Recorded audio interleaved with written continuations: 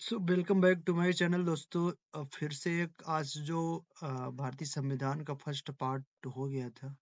सो उसका जो second part है तो मैंने आज अपलोड किया था संविधान के भाग सेकंड में। सो एक बार सबको स्वागत है, फिर से चैनल के साथ जुड़ जुड़ जाइए। आज के सेकंड लेक्चर में आपको लेक्चर अच्छा लगे तो लाइक करना, सब्सक्राइब करना, दोस्तों के साथ शेयर करना। तो फर्स्ट में जो है तो भारतीय संविधान भाग सेकंड, मतलब भारतीय संविधान के भाग फर्स्ट पार्ट मैंने अपलोड कर दिया था। उसके सेकंड भाग में कुछ दो नागरिक का उल्लेख था, नागरिकता का। तो उसके बारे में आज डिस्कस करेंगे इस वीडियो में। क्या होती है नागरिकता और कैसे इसको अपन इस चीज को कैसे, इसमें क्या क्या प्रावधान है, कौन कौन से अनुच्छेद है नागरिकता में। सो फर्स्ट जो आता है अपन का वो अनुच्छेद नंबर 5 से 11 तक आता है। उसमें क्या है, इसमें भारत के नागरिक के कि एकल नागरिकता का प्रावधान दिया है। एकल नागरिकता मतलब आप किसी एक ही देश के साथ नागरिकता ले सकते हैं। चाहे यदि भारत में ले रहे हो तो भारत का है, कहीं और जगह जा रहे हैं तो एक जगह की नागरिकता आपको खत्म करना होती है, क्योंकि भारत के प्रत्येक वासियों में एक ही जगह की नागरिकता का प्रावधान है। यह नागरिकता ब्रिटेन से लिया गया था। ब्रिटेन से एकल नागरिकता का जो प्रावधान है वो ब्रिटेन से लिया गया था, ठीक है। और एक चीज और मैं आप लोगों को बता दूं, ये जो क्रिएटर शिवम के नाम से चैनल का नाम है। सो लास्ट में इस सब में अपलोड हो गया, तो कृपया अच्छा लगे तो एक बार सब्सक्राइब करना चैनल को। और जो सेकंड पार्ट आता है इसका नागरिकता में, सो वो है आर्टिकल नंबर 5। में क्या होता है, आर्टिकल नंबर 5 में इसमें क्या, इसमें भारत के प्रत्येक नागरिक को भारत में पैदा होने वाले सभी बच्चों के यह नागरिकता का प्रावधान है कि उनके माता पिता भी भारतीय नागरिक रहते हों, भारत के नागरिक हों। ये आर्टिकल नंबर 5 में दिया गया है कि मतलब जो इसमें भारत के प्रत्येक नागरिक को, भारत में पैदा होने वाले सभी बच्चों को यह नागरिकता का प्रावधान है कि उनके जो माता पिता हैं वो भी भारतीय नागरिक हों, मतलब वो भी भारत देश में रहते हों। ये आर्टिकल नंबर 5 में कानूनी तौर से लिखा गया है। और 6 में क्या लिखा गया है, जो आर्टिकल नंबर 6 है उसमें क्या होता है, उसमें मुख्य रूप से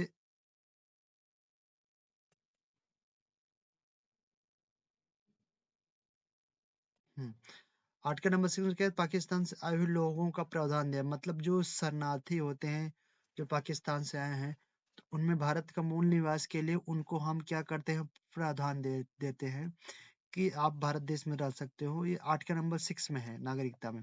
7 में क्या है, पाकिस्तान में चले गए लोगों का प्रावधान दिया गया है कि जो 7 में, आर्टिकल नंबर 7, जो अपने भारत देश से अभी पाकिस्तान में रह रहे हैं, यहाँ से चले गए, उनका उल्लेख 7 में है। 8 में क्या है कि विदेश में जन्म हुए बच्चे की नागरिकता प्रावधान है, पर उनके माता या पिता, देखिए विदेश में बच्चे जन्म हुए, ठीक है, वो तो बात सही है, लेकिन माता या पिता उनमें किसी एक को भारतीय होना चाहिए। चाहे माता हो या पिता हो, किसी एक को भारतीय होना चाहिए। ये 8 में है। और 9 में क्या हो, विदेशी नागरिकता ग्रहण होने पर भारत की नागरिकता खत्म हो जाएगी या प्रावधान, यदि आप विदेशी नागरिकता ग्रहण करते हैं सो आपकी जो भारत की नागरिकता है वो खत्म कर दी जाएगी। ये किसमें है, आर्टिकल नंबर 9 में। और 10 में क्या है, जो आर्टिकल नंबर 10 है उसमें क्या है, संसद के द्वारा, जो हमारा संसद होता है, राज्यसभा लोकसभा जिसका गठन होता है, उस संसद के द्वारा ऐसा एक भी कानून नहीं बनाया जा सकता जिससे की नागरिकता खत्म कर दी जाएगी, यानी भारतीय नागरिक खत्म कर दी जाए। जो सांसद है वो ऐसा एक भी कानून, संसद जो बैठते हैं वो नहीं बना सकती कि जिससे हम भारत के नागरिक को खत्म, नागरिकता को खत्म कर सकते हैं। न कि भारतवासियों के लिए जो हमारी नागरिकता का प्रावधान है उसको हम खत्म नहीं कर सकते। ये संसद के द्वारा बैठक में बनाया गया, ठीक।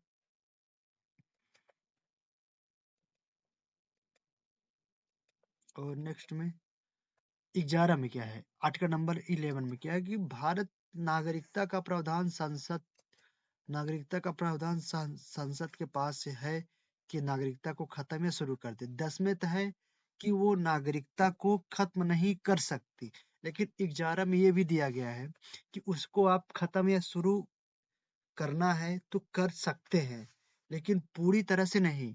आपके पास उसके लिए कुछ नियम एवं रूल होंगे। सो उसको आपको उन सब चीजों में ध्यान में रखते हुए इनको हम कर सकते हैं।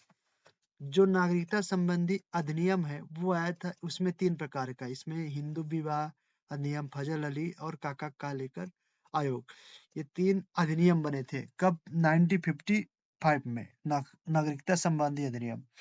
सो इसमें क्या था इस अधिनियम में? हिंदू विवाद में, चलिए बात करते हैं उसमें कि जो हिंदू विवाद अधिनियम था उसमें क्या था। देखिए, हिंदू विवाद अधिनियम का गठन होता है 1993 में, ठीक है, उस गठन किया गया और 1995 में इस योजना का आयोजन किया गया था, ठीक।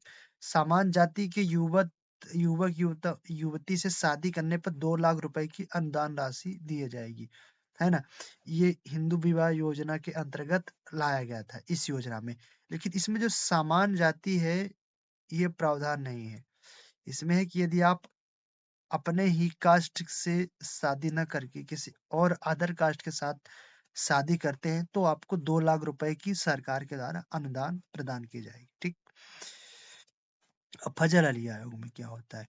इस योजना को 1955 में बनाया गया था, ठीक। योजना का गठन तो इसी समय हुआ था, कब? 1955 में। और इसमें बनाया गया था, इसमें आंध्र प्रदेश भाषा के आधार पर गठन किया गया था और मांग उठाने पर इस योजना का निर्माण किया गया।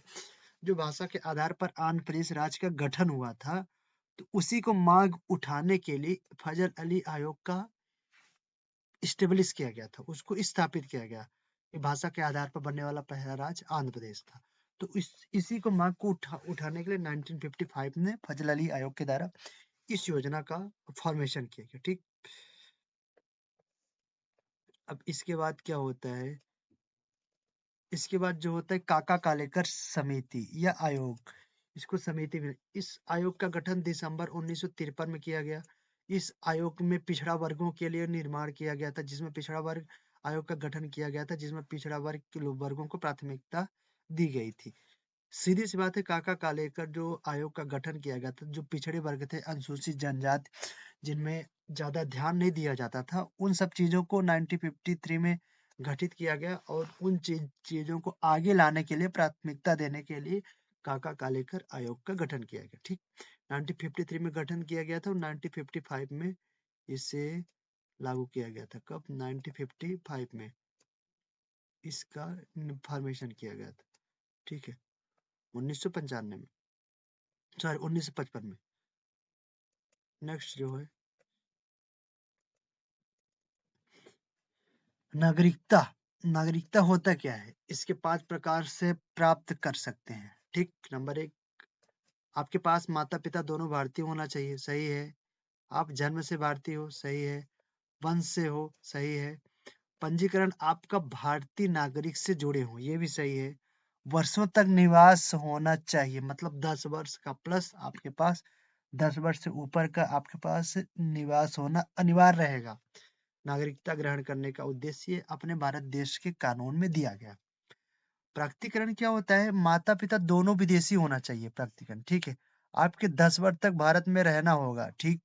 आपको संविधान की किसी एक भाषा का ज्ञान होना चाहिए, यह भी एक प्राक्तिकरण है आपके पास। माता पिता दोनों विदेशी है, ठीक है, उसमें से वो बात सही है। लेकिन आपको 10 वर्ष तक यहाँ रहना होगा, उसके बाद आपको नागरिकता दी जाएगी, प्राप्त की जाएगी।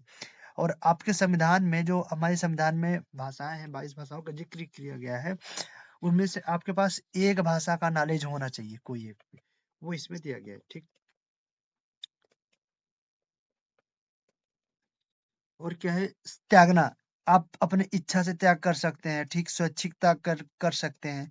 विदेशी नागरिकता लेके यहाँ की नागरिकता खत्म कर सकते हैं। वंचित, अब अपने आप वंचित करा सकते हैं, ये हमारी नागरिकता में चलती जाती है। अब क्या होता है? नागरिकता होता क्या है? इस चीज को समझो। डेफिनेशन क्या है नागरिकता? देखो, नागरिकता क्या है कि जो प्रत्येक नागरिक व्यक्ति, जो संविधान लागू होने के, क्या मतलब? नागरिकता का मतलब क्या है? आपको किस हिसाब से नागरिकता दी जाएगी? प्रत्येक व्यक्ति जो संविधान लागू होने के से 26 जनवरी 1950 को भारत क्षेत्र में निवास करता हो, या फिर वो जन्म ही यही हुआ हो, उसके माता पिता जो भी है हो यही के मूल